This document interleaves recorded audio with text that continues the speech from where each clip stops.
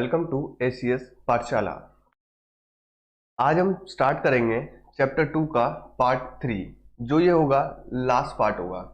हमने इससे पहले अम्ल पढ़ा, ठीक है, क्षार पढ़े तथा पीएच का वैल्यू पढ़ा कि पीएच कैसा देखा जाता है, पीएच स्केल पर अम्ल कैसे होते हैं, पीएच स्केल पर क्षार कहाँ होते हैं या पीएच स्केल पर अम्ल कहाँ होते हैं। अब हम पढ़ेंगे हमारा तीसरा टॉपिक लवण। तो हमने पिछले कुछ स्लाइड्स में या पीछे चैप्टर्स के अंदर पढ़ा कि जो लवण होते हैं वो क्या होते हैं, वो मिक्सचर होते हैं अम्ल तथा किसके, क्षार के। किसके मिक्सचर होते हैं, अम्ल तथा क्षार के। पिछले वाली स्लाइड्स में हमने पढ़ा था कि अम्ल प्लस क्षारक मिलकर क्या बनाते हैं, लवण और जल का निर्माण करते हैं, ठीक है। यानी अम्ल और क्षार मिलकर क्या बना देते हैं, लवण बनाते हैं। और ये कैसे होते हैं, ये होते हैं उदासीन, ठीक है। कैसे होते हैं, ये उदासीन होते हैं, ठीक है। और इस अभिक्रिया को क्या वो कहा जाता है, इस अभिक्रिया को कहा जाता है उदासीनीकरण अभिक्रिया, ठीक है। तो लवणों का निर्माण अम्ल और क्षार के आपस में मिलने से होता है, ठीक है। लवण बनते हैं और उसके साथ क्या बन जाता है, जल बन जाता है, ठीक है, H2O। अब बात करते हैं कि प्रबल अम्ल और प्रबल क्षार आपस में मिलेंगे तो क्या बनेगा। तो अगर प्रबल अम्ल और प्रबल क्षारक आपस में मिलेंगे तो एक प्रबल लवण का निर्माण करेंगे, ठीक है। किसका निर्माण करेंगे, प्रबल लवण का निर्माण करेंगे। और जो प्रबल लवण होगा ना, उसका जो पीएच वैल्यू होगा वो होगा 7। क्या वैल्यू होगा उसका, 7 होगा, ठीक है। तो 7 वैल्यू वाला जो लवण होगा वो कैसा होगा, वो होगा उदासीन लवण कहलाएगा, ठीक है। वो कैसा कहलाएगा, उदासीन लवण कहलाएगा, ठीक है। इसे कहेंगे हम उदासीनीकरण अभिक्रिया। अब पहला तो हो गया प्रबल अम्ल। अब इसमें दो और आते हैं कि जिसके अंदर हमने प्रबल अम्ल का उपयोग किया प्लस दुर्बल क्षार का उपयोग किया, ठीक है। किसका अम्ल क्या, दुर्बल क्षारक का प्रयोग किया। तो इससे जो लवण बनेगा ना, वो उसकी प्रवृत्ति कैसी होगी, बनेगा तो लवण प्लस जल ही, लेकिन जो इस वाले लवण की प्रवृत्ति होगी वो कैसी होगी, वो थोड़ी अम्लीय होगी। कैसी होगी, वो थोड़ी अम्लीय होगी, ठीक है। यानी इसका पीएच जो मान होगा ना, वो क्या होगा, पीएच जो वैल्यू होगी वो लेस देन 7 होगी, ठीक है। कैसी होगी, लेस देन 7, यानी 7 से कम होगी, ठीक है। तीसरी बात करते हैं हम कि अगर दुर्बल अम्ल होगा और प्रबल क्षार होगा, प्रबल क्षारक होगा, तो क्या होगा, तो भी बनेगा लवण प्लस जल, ठीक है। लेकिन जो ये लवण होगा ना, ये कैसा होगा, ये किस प्रवृत्ति का होगा, ये क्षारीय प्रवृत्ति का होगा, क्षारीय प्रवृत्ति का होगा। यानी जो पीएच का मान होगा वो 7 से अधिक होगा, ठीक है। हमने पिछली स्लाइड में पढ़ा था कि पीएच में स्केल होता है, ठीक है, जिसमें मध्य में 7 होता है और ये स्केल होता है 0 से 14 तक। जब 7 से हम पीछे की ओर जाते हैं, 0 की ओर जाते हैं, तो पदार्थ की प्रवृत्ति होती जाती है अम्लीय, और 7 से 14 की तरफ जाते हैं तो पदार्थ की प्रवृत्ति होती कैसी है, क्षारीय। कैसी होती है, क्षारीय, ठीक है। तो जब प्रबल अम्ल लेंगे और दुर्बल क्षारक लेंगे तो कैसा बनेगा लवण, उसकी प्रवृत्ति कैसी होगी, अम्लीय होगी। और अगर दुर्बल अम्ल लेंगे और प्रबल क्षार लेंगे तो उसकी प्रवृत्ति कैसी होगी, क्षारीय होगी, ठीक है।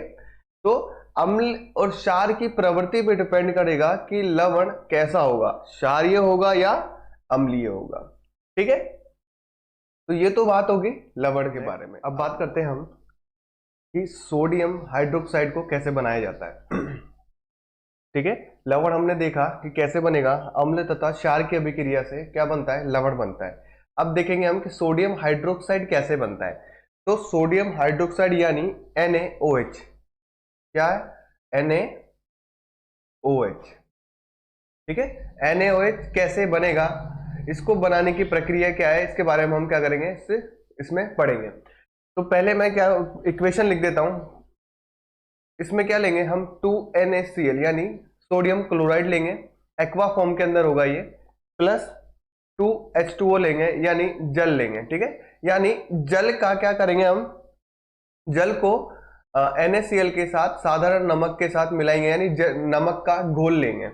ये जब अभिक्रिया करेगा तो क्या हो जाएगा, NaOH प्राप्त होगा, सॉरी मैं इरेज कर देता हूं, NaOH हमें क्या हो जाएगा, प्राप्त हो जाए, NaOH हमें क्या होगा, प्राप्त होगा, प्लस जो क्लोरीन गैस होगी वो क्या करेगी, बाहर निकल जाएगी, और प्लस हाइड्रोजन गैस भी क्या हो जाएगी, इससे मुक्त हो जाएगी। अब इसे बनाने की विधि हमारे पास ये यहाँ पर डायग्राम में शो की गई है, ठीक है। ये हमारे पास एक क्या है, एक फ्लास्क है, एक बर्तन है, ठीक है, जिसमें 4 तरह के वेंट्स है। जो वेंट्स, 2 वेंट्स तो ऊपर की साइड है और 2 वेंट्स क्या है, नीचे की साइड है, ठीक है। अब ये वेंट्स क्या करेंगे, इन 2 में से तो गैसेस बाहर आएंगी और इन 2 के अंदर से जो लिक्विड होगा वो क्या करेगा, अंदर एंटर करेगा और बाहर निकलेगा। अब हम देखते हैं कि इसके अंदर 2 कार्बन की क्या है, छड़ें हैं, ठीक है। कार्बन की छड़ें दे रखी है, ये क्या करेगी, हमें विद्युत धारा प्रवाहित करने में क्या करेगी, मदद करेगी। अब बात करते हैं कि जो ये वाली जो छड़ है ये एनोड का कार्य करेगी, और ये वाली जो छड़ है वो किसका कार्य करेगी, कैथोड का कार्य करेगी, ठीक है। अब जो एनोड होगा वो होगा धनायन पे, और जो कैथोड होगा वो होगा ऋणायन पे, ठीक है। यहां पर एक बैटरी दी गई है, ठीक है। जो इस तरह का साइन होता है, ये किसका होता है, बैटरी का होता है, ये होता है प्लस, और ये वाला जो छोटा वाला होता है ये होता है माइनस, ठीक है। हमेशा ध्यान रखना कि जो प्लस होगा वो माइनस को अपनी ओर आकर्षित करेगा, और जो माइनस होगा वो प्लस को अपनी ओर आकर्षित करेगा। यानी धनायन हमेशा ऋणायन को आकर्षित करेगा और ऋणायन हमेशा धनायन को आकर्षित करेगा। अब इस प्रोसेस को स्टार्ट करते हैं, ठीक है। हमने इस वाले वेंट से क्या किया, नमक के घोल को क्या कर दिया, अंदर ले लिया, ठीक है। नमक के घोल को अंदर लिया, यानी यहां से हमने नमक के घोल को इस बर्तन, इस फ्लास्क के अंदर क्या करा, अंदर एंटर कराया। अब उसके बाद क्या हुआ, जैसे ही ये लिक्विड इसके अंदर आया, ठीक है, बीच में ये एक झिल्ली है, ठीक है, जो इस वाले सेक्शन को इस वाले सेक्शन को क्या करती है, अलग करती है। अब इसके अंदर क्या हुआ कि इसके अंदर पूरा नमक का घोल मिक्स हो गया, मतलब आ गया। अब क्या करेंगे हम, यहां से क्या करेंगे, बैटरी कनेक्ट करेंगे और उसमें विद्युत धारा प्रवाहित करेंगे। अब जैसे ही हमने विद्युत धारा प्रवाहित करी तो क्या होगा, जो ये NaCl है, ये क्या हो जाएगा, 2 भागों में टूट जाएगा, Na प्लस और Cl माइनस, ठीक है, Na प्लस और Cl माइनस। अब क्या होगा, जो Na प्लस होगा ना वो तो जाएगा कैथोड के ऊपर, ये देखिए, और जो Cl माइनस होगा वो जाएगा एनोड के ऊपर। अब Cl के ऊपर माइनस है इसलिए वो एनोड की तरफ मूव करेगा, और जो Na के ऊपर धनायन है वो कैथोड की तरफ क्या करेगा, मूव करेगा, ठीक है। ये दोनों एरो की तरफ से समझाया गया है, यहां पर एरो है, ठीक है। ये मैं मार्क हटा देता हूं, इससे आपको क्लियरली क्या होगा, विजिबल होगा। तो जो Cl है वो कहां जा रहा है, एनोड के ऊपर, और Na जो है वो कहां जा रहा है, कैथोड के ऊपर। अब और जो जल का जो अणु है H2O, ये क्या हो रहा है, OH माइनस और H प्लस में क्या हो रहा है, विभाजित हो रहा है। जो OH माइनस वाला है वो कहां जा रहा है, एनोड के ऊपर, और H प्लस वाला कहां जा रहा है, कैथोड के ऊपर। अब क्या होगा, जो OH और Na प्लस जो है, ये वाले जो दोनों अणु है ये क्या करेंगे, आपस में क्रिया करेंगे, यानी एक मिनट,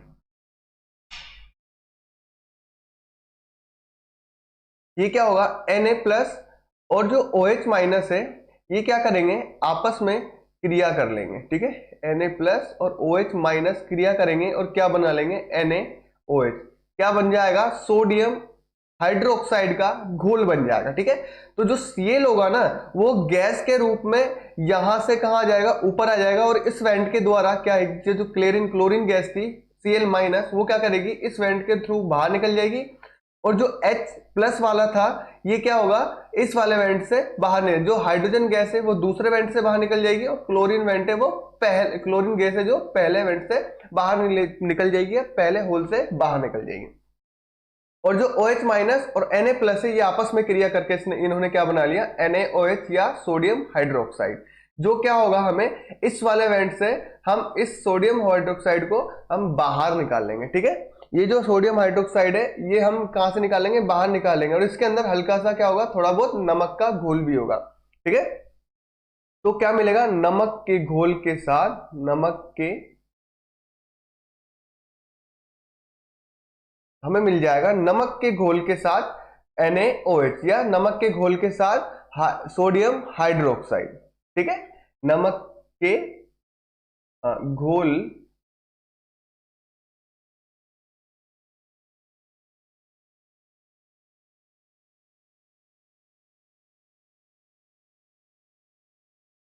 नमक के घोल के साथ हाइड्रोक्साइड। ठीक है, तो ये अभिक्रिया ये जो प्रोसेस है ये किसका है, सोडियम हाइड्रोक्साइड का प्रोसेस है। किसका प्रोसेस है ये, सोडियम हाइड्रोक्साइड का। इस तरह हमें क्या मिल जाता है, अंत में सोडियम हाइड्रोक्साइड मिलता है। और इस अभिक्रिया में कौन सी गैस मुक्त होती है, क्लोरीन गैस और हाइड्रोजन गैस। ठीक है, अब आगे बात करते हैं हम विरंजन चूर्ण की।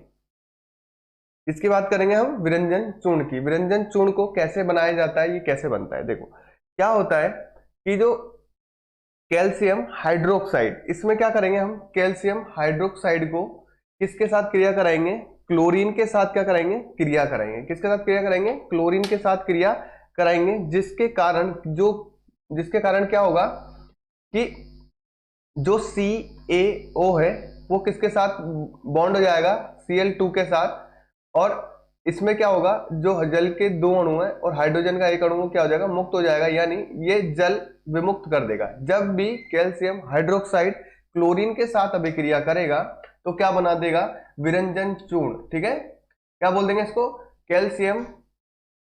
Calcium oxychloride. क्या बोलेंगे इसको, कैल्शियम ऑक्सीक्लोराइड,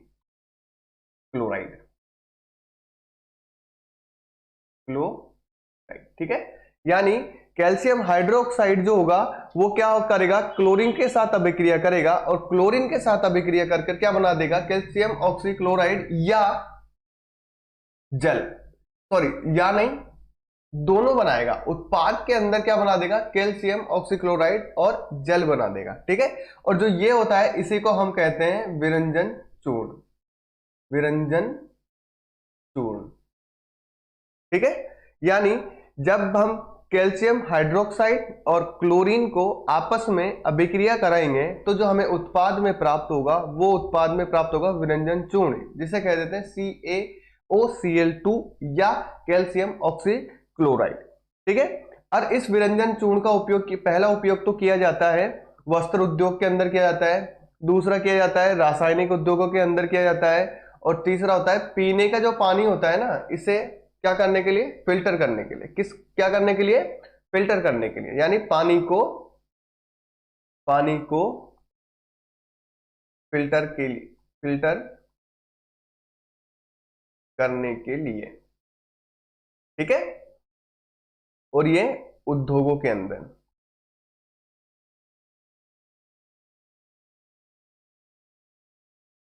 और दूसरा जो हो जाएगा वस्त्र उद्योगों। ठीक है, ये तो हो गया वस्त्र उद्योगों में, और ये हो जाएगा रासायनिक उद्योगों में, रासायनिक उद्योगों।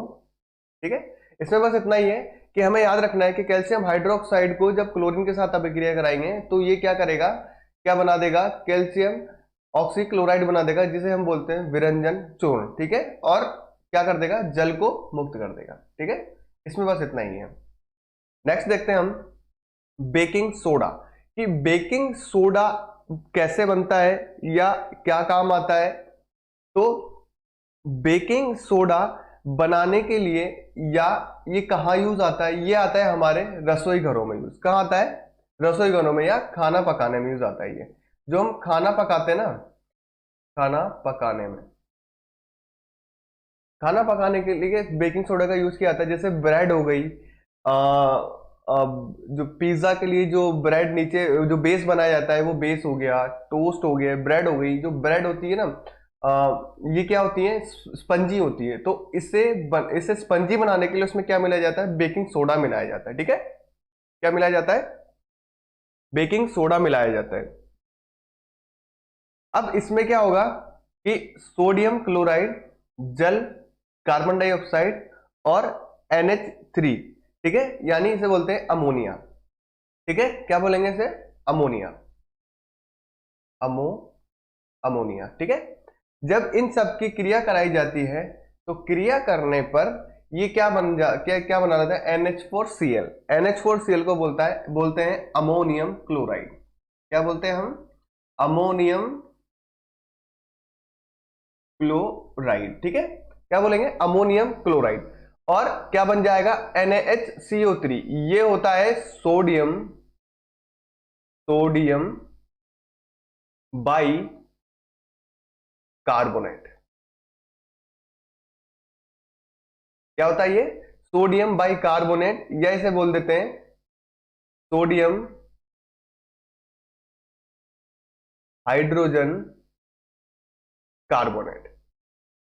सोडियम हाइड्रोजन कार्बोनेट, चाहे तुम बाय बोल दो या बोल दो हाइड्रोजन, ये दोनों एक ही बात है। इसे कहा जाता है बेकिंग सोडा। जो हम क्या करते हैं, किसमें करते हैं, किसमें प्रयोग लिया जाता है, ये लिया जाता है खाना बनाने में प्रयोग लिया जाता है। ठीक है, अब सोडियम बाइकार्बोनेट को जब हम ऊष्मा देते हैं, ठीक है, क्या देते हैं, ऊष्मा देते हैं या गर्म करते हैं, तो ये कन्वर्ट हो जाता है सोडियम कार्बोनेट प्लस जल, और क्या मुक्त कर देता है, कार्बन डाइऑक्साइड मुक्त कर देता है। ठीक है, सोडियम कार्बोनेट बना देता है, जल को मुक्त कर देता है, और कार्बन डाइऑक्साइड को क्या करता है, मुक्त करता है। ये किस फॉर्म में होती है, ये गैस के फॉर्म में क्या होती है, मुक्त हो जाती है। यानी अब देखो बनाने में कैसे मुक्त होता है, कैसे प्रयोग लिया था। देखो क्या होता है, जब हम बेकिंग सोडे का उपयोग किसमें बंद करते हैं, खाना पकाने में करते हैं। जैसे हमने ब्रेड के अंदर डाला, तो जैसे हमने सॉल्यूशन जो भी मैदा होती है वो लिया, उसके अंदर हमने क्या डाला, सोडियम बाइकार्बोनेट या बेकिंग सोडा डाला। अब उसको क्या करेंगे, जब हम बेक करेंगे,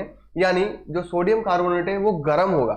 गर्म होने के कारण क्या होगा, उसमें ऊष्मा आएगी, ऊष्मा की वजह से वो क्या करेगा, टूटेगा, टूट कर क्या बना देगा, सोडियम कार्बोनेट बना देगा, प्लस जल रिलीज कर देगा, और उसमें से क्या निकलेगी, गैसेस निकलेगी, यानी कार्बन डाइऑक्साइड बाहर निकलेगी। अब जब ये कार्बन डाइऑक्साइड बाहर निकलती है ना, तो ये बुलबुलों के फॉर्म में ऊपर उठती है। तो जहां बुलबुला बनता है ना, वहां गैप बन जाता है। ठीक है, ब्रेड को तोड़ते हैं तो ब्रेड के अंदर एक संरचना बनी होती है, जिसमें बीच में खाली खाली जगह होती है। वो खाली जगह इस वजह से होती है, क्यों, क्योंकि जब बेकिंग सोडा, जब ऊष्मा देते हैं बेकिंग सोडा को, तो वो टूटेगा, और टूटने के कारण उसमें कार्बन डाइऑक्साइड निकलेगी, और वो कार्बन डाइऑक्साइड बुलबुलों के फॉर्म में ऊपर उठेगी। जहां जहां वो बुलबुला बनेगा, वहां वहां वो गैप बन जाता है, और गैप बनने के कारण वो जो ब्रेड होती है वो कैसी हो जाती है, स्पंजी हो जाती है। ठीक है, तो जो सोडियम बाइकार्बोनेट का उपयोग किया जाता है, वो किया जाता है खाना पकाने में, तथा ब्रेड को सॉफ्ट बनाने के अंदर। ठीक है, जो ब्रेड्स होती है जितने भी तरह की, उसे क्या करते हैं, सॉफ्ट बनाए। जो बर्गर की ब्रेड होती है वो भी क्या होती है, सॉफ्ट होती है। तो उसे सॉफ्ट बनाने के लिए बेकिंग सोडे का उपयोग किया जाता है। ठीक है, तो ये था हमारा बेकिंग सोडा कैसे बनता है, और जब वो उसको ऊष्मा देते हैं तो ऊष्मा देने के बाद कौन सी गैस रिलीज होती है, और वो क्या प्रोडक्ट हमें देता है। ठीक है, अब नेक्स्ट बात करते हैं हम धावन सोडे की। ठीक है, धावन सोडा कुछ नहीं, धावन सोडे में जो हमने पीछे पढ़ा था कि जो बेकिंग सोडा होता है, सोडियम बाइकार्बोनेट होता है, उसे गर्म करने पर सोडियम कार्बोनेट निकलता है। क्या निकलता है, सोडियम कार्बोनेट, सोडियम कार्बोनेट। ठीक है, सोडियम कार्बोनेट निकलता है। अब सोडियम कार्बोनेट के को 10 जल के अणुओं के साथ जब जोड़ा जाता है या क्रिया कराई जाती है, तो क्या बन जाता है, सोडियम कार्बोनेट डेका हाइड्रेट। ये जो होता है ना, ये होता है धावन सोडा। इसे बोलते हैं sodium carbonate Deka hydrate, Deka, एक मिनट, थोड़ा गड़बड़ हो गया, तो इसे हम सही करते हैं। क्या कहेंगे, डेका हाइड्रेट, हाइड्रेट। ठीक है, सोडियम कार्बोनेट के साथ 10 जल के अणु अगर मिल जाते हैं या जुड़ जाते हैं तो क्या बन जाता है? सोडियम कार्बोनेट डेकाहाइड्रेट, जिसे हम बोलते हैं धावन सोडा। क्या बोलते हैं इसे? धावन सोडा। ठीक है, अब नेक्स्ट बात करते हैं प्लास्टर ऑफ पेरिस। ठीक है, ये थोड़ा इंपॉर्टेंट है तो इसे ध्यान से समझना। ठीक है, ये क्या है? थोड़ा इंपॉर्टेंट है। तो प्लास्टर ऑफ पेरिस की बात करते हैं हम कि प्लास्टर ऑफ पेरिस बनता कैसे है या ये होता क्या है। प्लास्टर ऑफ पेरिस क्या होता है कि जो हमारे घरों में जो पेंट या पुट्टी की जाती है वो प्लास्टर ऑफ पेरिस की होती है। ये क्या होता है? जल के साथ मिलकर हार्ड बन जाता है। कैसा होता है? जल के साथ मिलकर क्या हो जाता है? हार्ड हो जाता है। ठीक है, यानी प्लास्टर ऑफ पेरिस को बनाने के लिए हमें पहले क्या चाहिए होता है? जिप्सम चाहिए होता है। जिप्सम का फॉर्मूला, जिप्सम होता है CaSO4.2H2O। ये क्या होता है? ये होता है जिप्सम। क्या होता है ये होता है जिप्सम। जिप्सम की प्रॉपर्टी क्या होती है? जो जिप्सम में होता है ना वो इंस्टेंट हार्ड हो जाता है। क्या हो जाता है? इंस्टेंट हार्ड हो जाता है। और इस जिप्सम से प्लास्टर ऑफ पेरिस बनाने के लिए हम क्या करेंगे? जो ये जिप्सम होता है ना, इसको क्या करेंगे? हीट देंगे या इसको गर्म करेंगे। कितने टेम्परेचर पर? 373 केल्विन तापमान पर। कितने तापमान पर? 373 केल्विन तापमान पर जब हम जिप्सम को गर्म करते हैं ना तो इसके अंदर से क्या होगा? जल वाष्प के रूप में बाहर निकलेगा। ठीक है, क्या निकलेगा? जल वाष्प के रूप में बाहर निकल जाता है। अब डिपेंड करता है कि कितना जल बाहर निकलेगा और कितना जल बचेगा जिससे हमें प्लास्टर ऑफ पेरिस मिलेगा। ठीक है, जब हम इसको 373 केल्विन पर क्या करेंगे? गर्म करेंगे। ठीक है, क्या करेंगे? गर्म करेंगे। ये गर्म है। ठीक है, गर्म करेंगे तो गर्म करने पर क्या हो जाएगा कि इसमें से CaSO4 प्लस CaSO4 और हाफ H2O ये क्या हो जाएगा? हमारे पास बच जाएगा। जब हम कैल्शियम सल्फेट, ये जो जिप्सम है हमारे पास, इसको क्या करेंगे? 373 डिग्री पर गर्म करेंगे तो गर्म होने के कारण जो जल का 1.5 अणु है वो क्या हो जाएगा? बाहर निकल जाएगा। किस रूप में? वाष्प के रूप में। जब बाहर उड़ जाएगा तो बचेगा हमारे पास CaSO4 हाफ H2O। ठीक है, इसे बोलते हैं हम कैल्शियम सल्फेट हेमी हाइड्रेट। क्या बोलते हैं इसको? इसे बोलते हैं हम calcium sulphate hemihydrate, hemihydrate. ठीक है, इसे क्या कहेंगे हम? Calcium sulphate hemihydrate. तो ये जो होगा ये होगा हमारे पास प्लास्टर ऑफ पेरिस, जिसे हम बोल देते हैं POP। क्या बोलते हैं? POP, यानी प्लास्टर ऑफ पेरिस। ठीक है, इस प्लास्टर ऑफ पेरिस का उपयोग कहां किया जाता है? इस प्लास्टर ऑफ पेरिस का उपयोग किया जाता है टूटी हड्डियां जोड़ने में। जो प्लास्टर, जो टूटी हड्डी की जगह, ये जैसे पैर में या हाथ में कहीं अपना फ्रैक्चर हो जाता है ना, तो जहां पर प्लास्टर बनता है वो प्लास्टर किसका होता है? वो प्लास्टर होता है प्लास्टर ऑफ पेरिस का। ठीक है, जो प्लास्टर बनता है डॉक्टर, वो किसका बना होता है? प्लास्टर ऑफ पेरिस का, POP का। अब POP तो डायरेक्ट हार्ड नहीं होता है। ठीक है, तो क्या इसमें जब हम पानी मिलाते हैं ना तो इसमें वापस से क्या होता है? एक अभिक्रिया होती है। ठीक है, देखो POP का फॉर्मूला है CaSO4 हाफ H2O। ठीक है, इसे हम बोलेंगे कैल्शियम सल्फेट हेमी हाइड्रेट। क्या बोलेंगे? Calcium sulphate hemihydrate. जब POP को जल के साथ मिलाया जाता है, ठीक है, वापस जब हम इसके अंदर 1.5 अणु जल का मिला देंगे या वापस से इसके अंदर जो वाष्पीकृत जल था उसको वापस मिला देंगे तो ये वापस से क्या बन जाएगा? CaSO4 2H2O। यानी हमने जब POP के साथ जल का अणु मिलाया तो वापस से क्या बन गया हमारे पास? वापस से हमारे पास बन गया जिप्सम। क्या बन गया वापस? जिप्सम। ठीक है, और ये जिप्सम क्या होता है? जल, ये जो POP होता है जल के साथ मिलकर जिप्सम बना लेता है और जिप्सम क्या होता है? हार्ड हो जाता है। इसी वजह से जो प्लास्टर होता है ना वो बहुत हार्ड होता है। ठीक है, तो समझ में आया पीओपी कैसे बनता है। जब जिप्सम को हमने क्या करा, 373 केल्विन पर गर्म किया, तो गर्म करने के कारण उसमें से जल वाष्प के रूप में, कुछ जल वाष्प के रूप में क्या होगा, बाहर निकल गया, और जो हमें बाद में बचा CaSO4 हाफ H2O, जिसे बोलते हैं कैल्शियम सल्फेट हेमीहाइड्रेट, तो ये जो होता है ये क्या होता है, ये होता है पीओपी, इसे बोलते हैं हम प्लास्टर ऑफ पेरिस। और जब इस प्लास्टर ऑफ पेरिस को जल के साथ मिलाया जाता है तो वापस से हमें क्या प्राप्त हो जाता है, जिप्सम प्राप्त हो जाता है, जो कहां यूज आता है, वो यूज आता है टूटी हड्डियों के प्लास्टर के रूप में। ठीक है, टूटी हड्डियों को जोड़ने के लिए इस पीओपी तथा जिप्सम का प्रयोग किया जाता है। ठीक है, तो ये था हमारा चैप्टर नंबर 3, अम्ल, क्षार और लवण। ठीक है, इससे पहले 2 पार्ट के अंदर हमने पढ़ा था अम्ल तथा क्षार, और इस पार्ट के अंदर हमने कंप्लीट किया लवण। ठीक है, तो ये चैप्टर यहीं समाप्त होता है। अब इस चैप्टर को स्टार्टिंग से फर्स्ट से सेकंड तथा थर्ड वीडियो के अंदर पूरा कंप्लीट देखें, तथा कुछ समझ में ना आए तो कमेंट करें। ठीक है, ओके, थैंक यू।